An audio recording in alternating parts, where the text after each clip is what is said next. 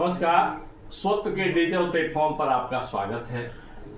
संविधान की दुहाई सभी देते हैं, सभी पार्टियां, सभी नेता, लेकिन पश्चिम बंगाल में भारत का संविधान अपना अर्थ खोने लगा है।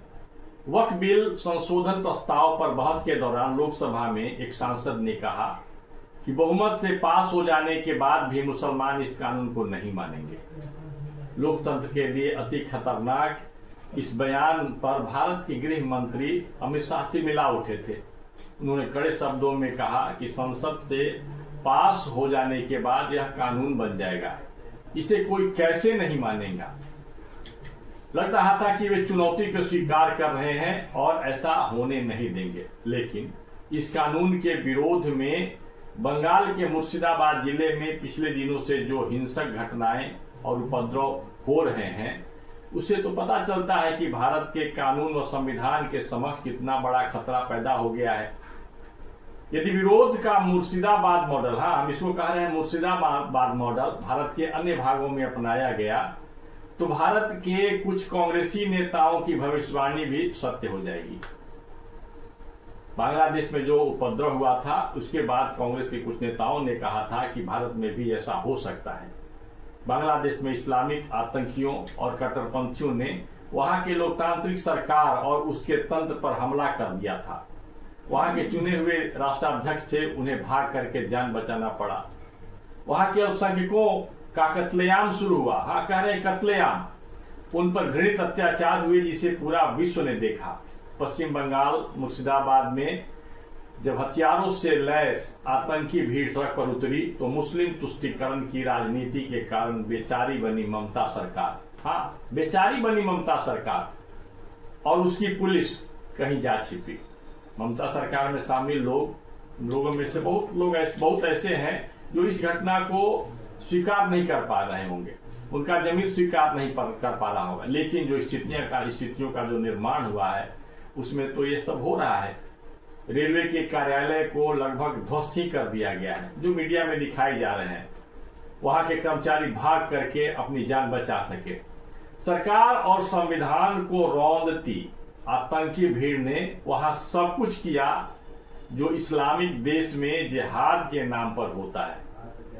कांग्रेस, कम्युनिस्ट, समाजवादी जैसी पार्टियां, लालू मुलायम का कुनबा या राहुल प्रियंका वाड्रा और उनकी प्राइवेट लिमिटेड पार्टी के करपरताज सभी मौन। ऐसा क्यों?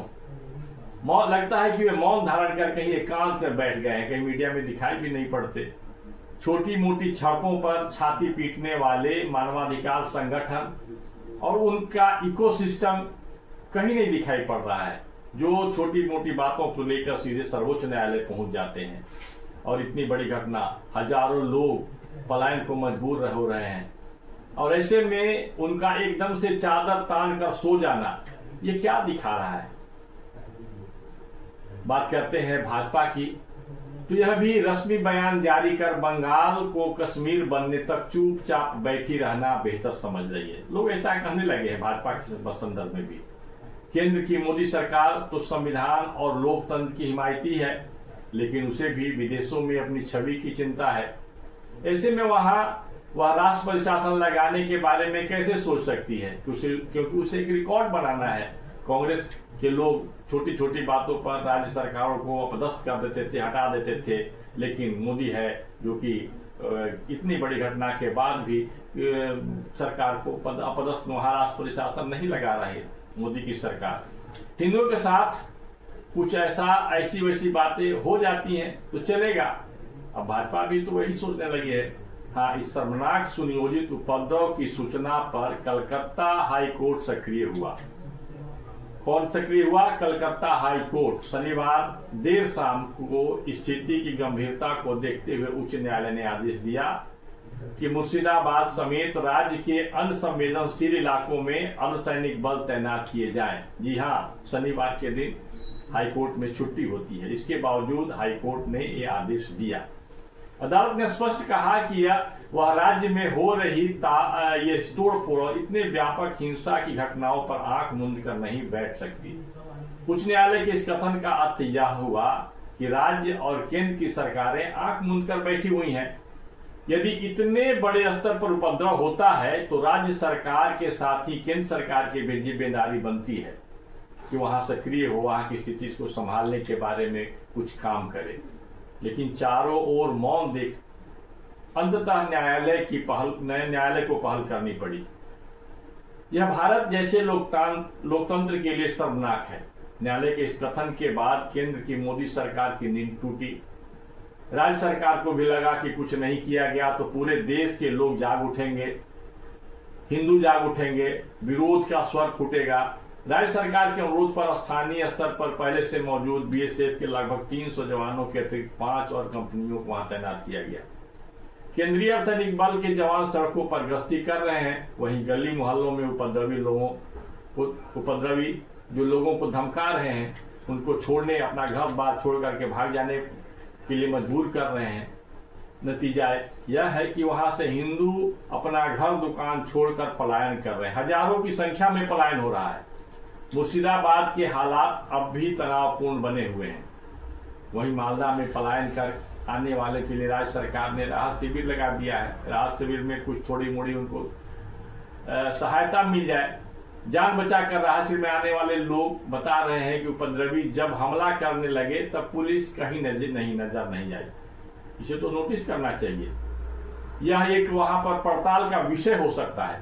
राजनीतिक खेल में मस्त भाजपा और संसद में गरजने वाले गृह मंत्री अमित शाह की सारी राजनीति बंगाल में धरी की धरी रह गई। ऐसे में बंगाल के मामले में कहीं देर न हो जाए कि कहावत से यथार्थ होने लगी है। पश्चिम बंगाल का बड़ा हिस्सा तेजी से कश्मीर बनता जा रहा है। अब इसका मात्र एक ही उपाय है, तत्काल वहां राष्ट्रपति शासन लागू किया जाए।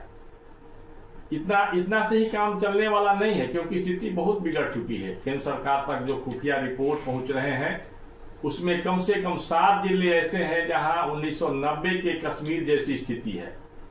ऐसे में बंगाल को 3 भागों में बांटकर कश्मीर जैसा ही वहां दीर्घकालिक उपचार की आवश्यकता है।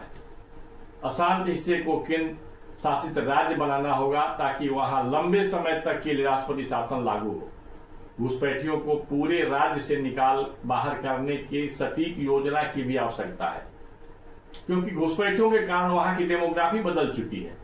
वहां के असाधारण स्थिति से व्यथित माकपा के मुख्यमंत्री बुद्धदेव भट्टाचार्य ने एक बार सार्वजनिक रूप से यह कहा था कि पश्चिम बंगाल के 7 जिलों में सामान्य प्रशासन चलाना अत्यंत कठिन हो चुका है। लेकिन उनकी पार्टी की जब उन पर दबाव पड़ा तो इस बयान से मुकर भी गए थे।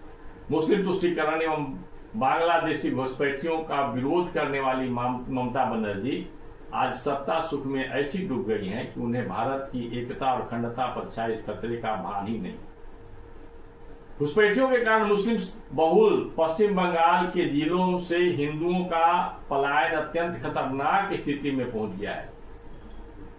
यदि केंद्र अब भी हस्तक्षेप नहीं करेगा तो आने वाले दिनों में वही होगा जैसा 90 के दशक में कश्मीर में हुआ था। यह नरेंद्र मोदी की धवल कीर्ति पर न मिटने वाला धब्बा होगा।